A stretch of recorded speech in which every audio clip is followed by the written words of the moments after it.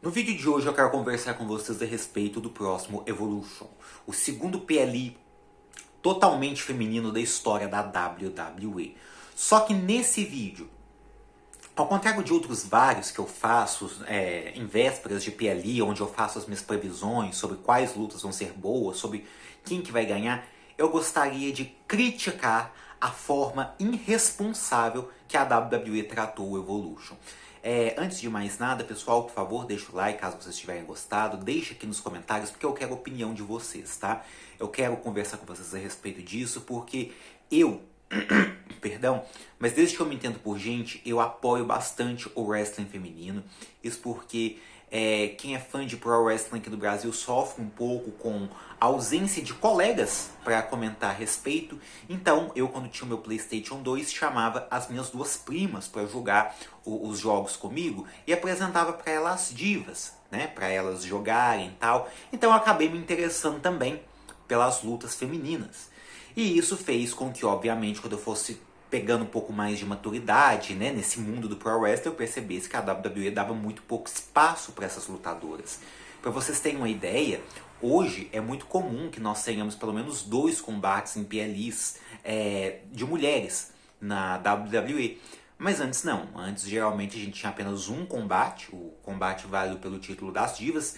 Até um pouco antes a gente tinha o título das divas e o título feminino da WWE, que depois iria acabar para só depois voltar em 2016. Mas nós tínhamos poucos combates e todos com pelo menos de 6 a 10 minutos em todo o PLI, na época pay-per-view. Então, dava para perceber que a WWE não investia bastante na divisão, seja pela minutagem de combate que elas tinham, seja pela qualidade das lutadoras presentes. Houve um momento que a WWE tinha mais modelos do que lutadoras. Por isso, eu fiquei extremamente feliz quando eu percebi que a WWE foi começando a dar oportunidades reais para as mulheres, né? Você percebe lá, em 2016, foi onde o main roster começou a ter um investimento mais pesado na divisão feminina.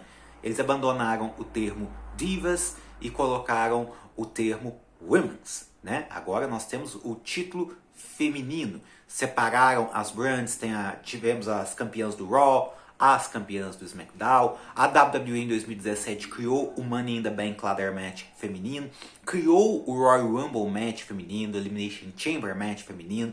Então, as mulheres foi ganhando cada vez mais espaço, mais tempo de tela, mais tempo em seus combates. O talento feminino foi ficando cada vez maior. E em 2018 nós tivemos o Pay-Per-View Evolution. Foi o primeiro Pay-Per-View da história da WWE a ter apenas lutas femininas.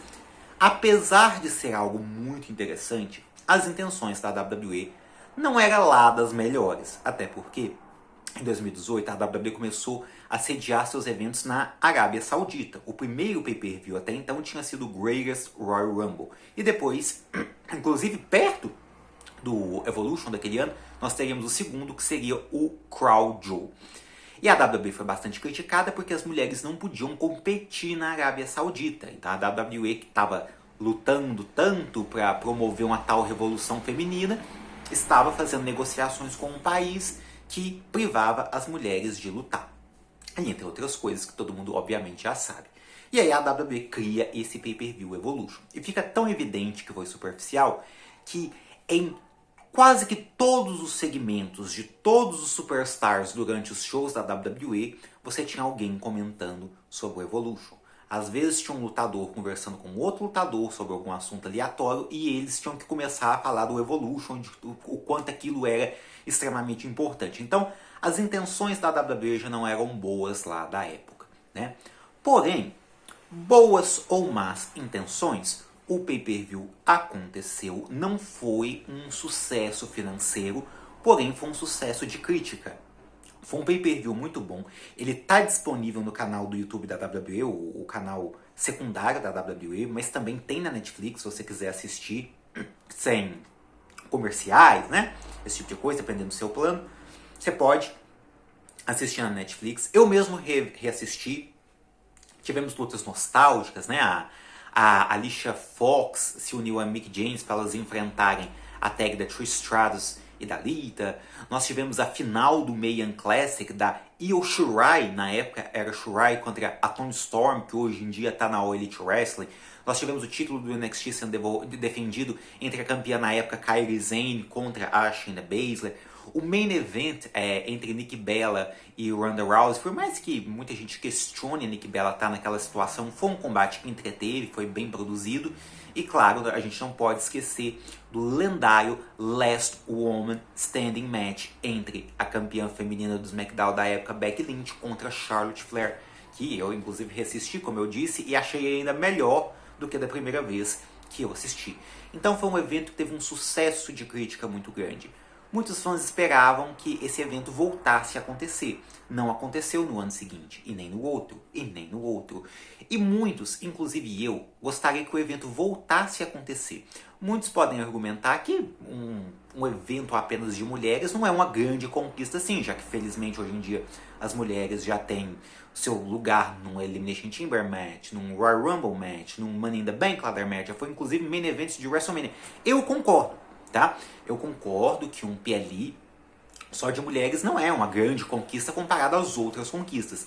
Mas o interessante é que a divisão feminina ainda hoje, e por razões que a gente entende, ainda tem menos tempo de tela do que a divisão masculina. Nos PLEs, geralmente, a gente tem 2 combates femininos. Então, se você tem um PLE só de lutas femininas, você tem a oportunidade de mostrar ao grande público diferentes histórias, diferentes lutas, e muitas pessoas podem acabar conhecendo o potencial dessas lutadoras e o wrestling feminino pode crescer cada vez mais. Dito isso, a WWE ela traz o Evolution de volta. E eu fiquei muito feliz quando eu descobri que a WWE ia trazer o Evolution de volta, mas infelizmente não só a felicidade durou pouco, como eu estou bastante revoltado.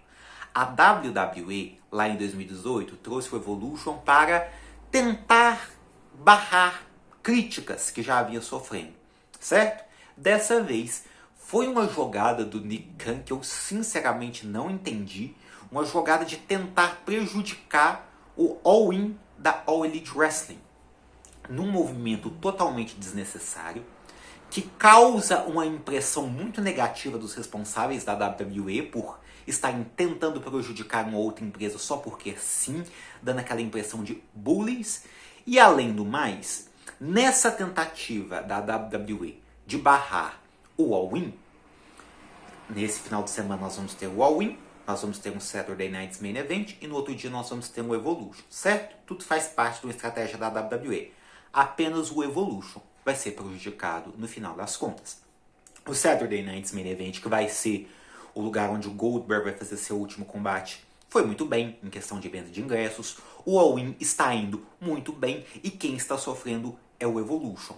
Não só porque a WWE colocou ele nessa situação difícil, mas porque, além do mais, a WWE colocou o show para competir com um outro show local da cantora Beyoncé. Vocês têm noção disso? E para piorar a situação, a WWE sequer quis esconder que estava tentando fazer de tudo para não promover o evento. Só para vocês terem uma noção, praticamente 99% das lutas que vão acontecer no Evolution começaram a ser anunciadas com apenas 2 semanas para o evento. O possível main event do evento, que vai ser um combate pelo título feminino mundial da WWE, né, o World Women's Champion, Io Sky contra o Rhea Ripley, foi marcado no penúltimo Raw antes do Evolution. E no Raw seguinte, apenas uma video package para promover a rivalidade, foi divulgado.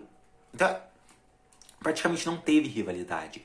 A provavelmente segunda luta mais importante da noite, Tiffany Stratton defendendo seu título feminino da WWE contra Trish Stratus, foi um combate que começou a ser promovido com apenas 1 semana e 2 dias antes do PLE. Todas as outras lutas, com exceção da luta pelo título feminino do NXT, foram anunciadas pelo menos só com 2 semanas de antecedência. Então você tem um cenário onde a WWE evitou de fazer esse evento por vários e vários anos, aonde a WWE poderia dar a oportunidade de fazer com que vários fãs conhecessem mais da sua divisão feminina. Afinal de contas, não é nenhuma vergonha dizer que o wrestling feminino não é tão grande como o wrestling masculino, certo? Obviamente que um evento feminino precisaria de mais destaque, precisaria de uma certa promoção. Claro, não é vergonha nenhuma dizer isso. Não é vergonha pro wrestling feminino. Pelo contrário, o wrestling feminino ele vem crescendo. Se você compara o wrestling feminino com há 10 anos atrás, você vê o quanto cresceu, o quanto evoluiu, um monte de super estrelas que são consideradas as favoritas por uma quantidade enorme de fanbase, mas ainda não é grande como o wrestling masculino. Então precisaria de uma certa promoção da empresa. E não é que a promoção não foi suficiente, praticamente não teve. Esse evento feminino, no final das contas, só será o único prejudicado no grande fim de semana de wrestling que está chegando. E no final, quem é que vai pagar o pato? Quem que vai ser responsabilizado pelo flop do PLE? O Triple H? O Nick Khan? Ou a própria All Elite Wrestling? Não. O wrestling feminino. Vão dizer que o evento flopou porque as pessoas não querem assistir o wrestling feminino. E aí vão demorar talvez mais uns 10 anos para repetir o evento. E, né, na melhor das hipóteses, vão repetir o evento com uma boa vontade, né? Mas não, com certeza se repetir um evento vai ser com uma outra justificativa parva, igual foi das duas primeiras vezes, né? Igual foi lá em 2018, quando era uma resposta às críticas aos shows da Arábia Saudita, e igual está sendo agora na tentativa de prejudicar o evento de uma outra empresa que até então sequer é competição para a WWE, certo? No final, infelizmente, quem vai sair prejudicado são as mulheres e nós, os fãs do wrestling feminino. Que pena, que baixeza da WWE, que decepção. Eu espero que pelo menos no dia do evento, o evento seja interessante. A Rhea e a Io podem fazer uma grande luta. A Becky, junto com a Lyra Valkyrie e a Bayley, no seu Triple Threat Match pelo título intercontinental, também tem condição de entregar um bom combate. Inclusive, a única rivalidade digna de um PLE é essa. E no demais, eu acredito que as lutas têm potencial para serem boas, mas por mérito delas. Por mérito nenhum da WWE, que fez de tudo para fundar um grande evento de wrestling. É uma pena que o evento de wrestling que vai ser afundado não é aquele que a WWE pretendia. Pessoal, deixa o like caso vocês tiverem gostado. Deixe aqui nos comentários a impressão de vocês. Até a próxima e tchau!